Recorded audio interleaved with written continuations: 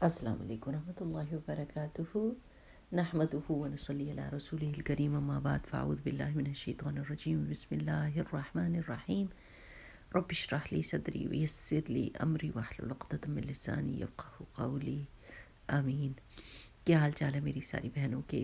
کیسے روزے جا رہے ہیں؟ ماشاءاللہ ماشاءاللہ، آخری ایک دو دن رہ کے اللہ سبحانہ و تعالیٰ سے دعا ہے کہ اللہ تعالیٰ ہمارے سے بہترین عبادت کرا لے، وہ جس سے وہ راضی ہو جائے، اور اللہ سبحانہ و تعالیٰ ہمارا نام ان لوگوں میں لکھ دے جن سے اللہ تعالیٰ راضی ہے، اور جن کے لیے جنت الفردوس الاعلیٰ لکھ دی اللہ تعالیٰ نے، ان میں ہمارا نام ہو، محمد رسول اللہ صلی اللہ علیہ وسلم کا ساتھ ہو جنت الفردوس الاعلیٰ میں، اور اللہ سبحانہ و تعالیٰ قیامت کے دن ہمیں ان لوگوں میں سے کرے جن کے بارے میں اللہ تعالیٰ نے کہا ہے لا خوف علیہم ولا هم یحزنون، اور اپنے عرش کے سائے کے نیچے ہمیں جگہ دے اور ہمیں اطمینان دے اور اس دن کی وحشت اور ہیبت سے محفوظ رکھے۔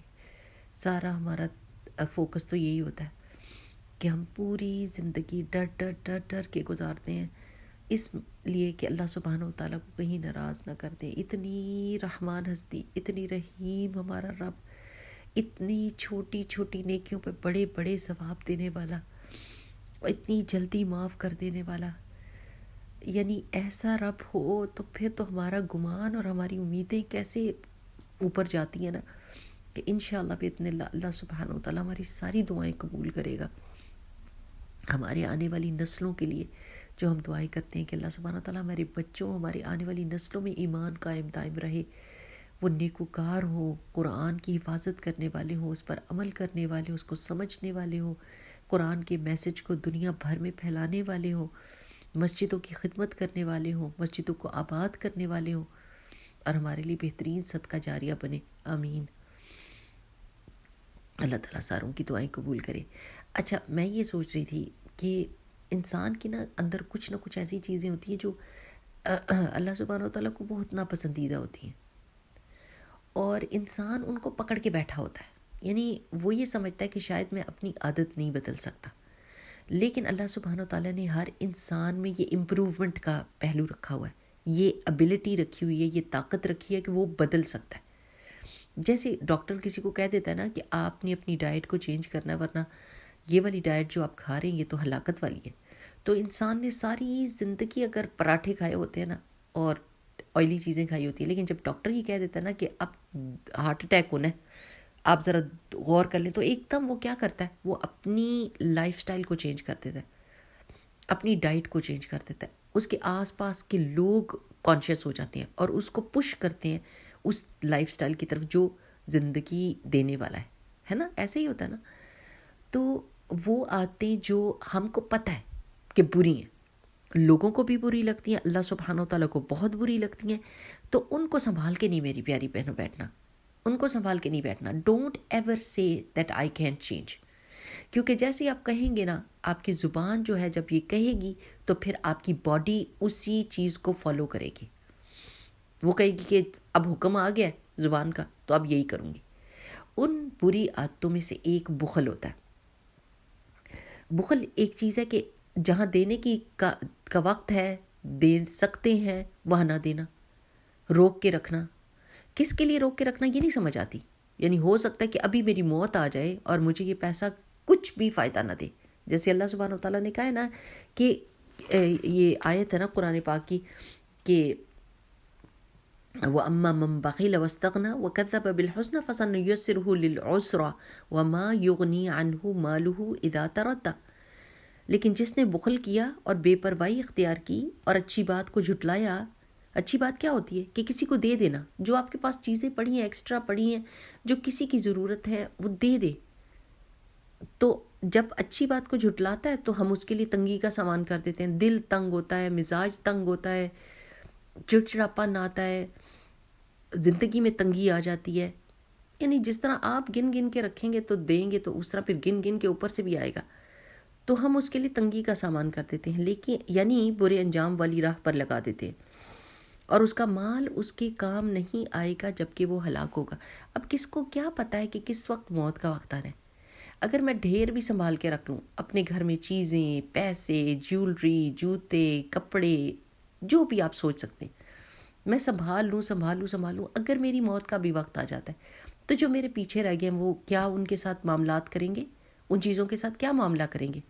یا جن لوگوں کی طرف سے میں نے روکا ہے، جب میں مر جاؤں گی تو پیچھے رہنے والے ان کو کھلا کھلا دیں گے. اس وقت کیا یعنی میری حیثیت کیا رہ جائے گی؟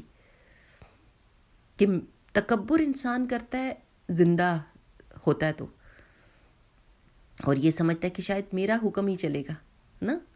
تو انسان کو یہ سوچنا چاہیے کہ نہیں، اصل میں حکم اللہ تعالیٰ کا چلتا ہے. جو بخیل انسان ہوتا ہے نا وہ وہیں تک نہیں رکتا کہ وہ بخل کرے، پھر وہ گریڈی بھی ہو جاتا ہے. یعنی اس کے بیچ میں ہرس بھی آ جاتی ہے، بخل بھی آ جاتا ہے. بخل یہ ہوتا ہے کہ اپنا پیسہ روک لینا، اور ہرس یہ ہوتی ہے کہ دوسرے کا بھی مجھے مل جائے. اور رسول اللہ صلی اللہ علیہ وسلم نے ہم کو یہ بتایا ہے کہ عزت والے کاموں میں سے ایک یہ ہے کہ انسان دوسرے کے ہاتھ میں جو کچھ ہے اس سے بے پرواہ ہو جائے. چاہے وہ دولتوں سے بھرا ہوا ہے اگلا بندہ، I don't even care, that is none of my business. میرے سے میری چیزوں کا حساب پوچھا جائے گا. مجھے یہ ہے کہ اللہ تعالیٰ نے مجھے کیا دیا ہے، میں کیا دے سکتی ہوں کسی کو، میرے سے کون سی خیر دوسرے تک پہنچ سکتی ہے. تو یہ ایک ایسی بری حرکت ہے کہ آئی تھنک ہماری ٹیچر نے سنایا تھا کہ ایک دفعہ رسول اللہ صلی اللہ علیہ وسلم سے کسی نے یہ بتایا کہ ہمارا سردار جو ہے بخیل ہے، تو رسول اللہ صلی اللہ علیہ وسلم نے فرمایا کہ اس سے بھی بڑی کوئی اور برائی ہو سکتی ہے. یعنی بخیلی کے بارے میں رسول اللہ صلی اللہ علیہ وسلم کی حدیث ہے کہ ابو ہریرہ رضی اللہ تعالیٰ عنہ کہتے ہیں کہ سمعت رسول اللہ صلی اللہ علیہ وسلم یقول شر ما فی رجل شح حالع وجبن خالع، کہ جو برائی بھی کسی انسان کے اندر ہوتی ہے اس میں سب سے زیادہ بری خصلت کیا ہے؟ وہ بخیلی ہے، رلا دینے والی، اور بزدلی ہے جو دل نکالنے والی ہو. اب دیکھیں کہ جو بخیل ہوتا ہے نا وہ دوسرے کتنا بے حال ہو، بدحال ہو، یا کتنی پیاری جگہ ہو دینے کی، کتنا فائدہ ہونا ہو آخرت کا، دنیا میں کتنی عزت ملنی ہو، لیکن وہ نہیں نکالتا اپنا پیسہ. ایک بات سب کو یاد رکھنی چاہیے کہ ہر انسان کو جو مال اللہ تعالیٰ نے دیا اس میں سائل اور محروم کا حق ہے، یعنی دوسروں کا حق ہے. اب اگر وہ سیدھے طریقے سے اس مال کو نہیں نکالتا اور یہ تکبر کرتا ہے اور یہ سوچتا ہے کہ سارا کا سارا مال میرا ہے اور میں نہیں دوں گا، تو پھر وہ مال اللہ سبحانہ وتعالیٰ کس طریقے سے نکالتے ہیں؟ یعنی بخیل کا مال کسی مصیبت اس کو پڑ جاتی ہے جس کے ساتھ وہ اس کو نکالنا پڑتا ہی ہے. وہ مال جائے گا ہی جائے گا، وہ نہیں رہے گا آپ کے باقی مال کے ساتھ. کبھی ٹائر پنکچر ہو گیا، کبھی گاڑی خراب ہو گئی، کبھی طبیعت خراب ہو گئی، کبھی کپڑے پھٹ گئے، کبھی اس کو کیا کہتے ہیں کوئی اور نقصان ہو گیا جس کی وجہ سے وہ پیسہ گیا ہی گیا. نہ تو ایک تو پیسہ ہاتھ سے نکل گیا اور دوسرا ثواب بھی نہیں ملا.